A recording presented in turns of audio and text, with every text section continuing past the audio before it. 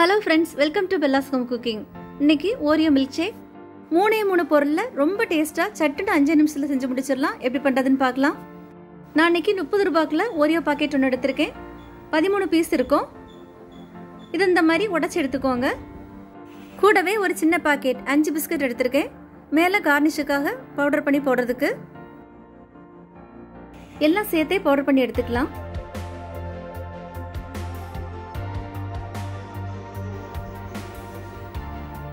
இந்த மாதிரி நல்லா பவுடர் பண்ணி எடுத்துக்கோங்க. 4-5 ஸ்பூன் தனியா எடுத்து வச்சிரலாம்.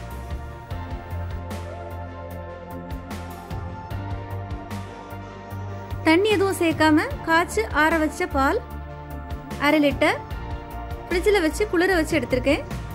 மிக்சியில நல்லா அரைச்சு எடுத்துட்டு வந்துடலாம். கிரீன் பிஸ்கட்டா இருக்கிறதால இனிப்பு நிறைய இருக்கும். இனிப்பு தேவைன்னா சேர்த்துக்கோங்க. சுவைக்காக சாக்லேட் சிரப் இது இல்லாம கூட நீங்க செய்யலாம். குளிர்ந்த பாலா இருக்கிறதால ஐஸ் கியூப் எதுவும் சேர்க்கல. நீங்க தேவைன்னா சேர்த்துக்கோங்க.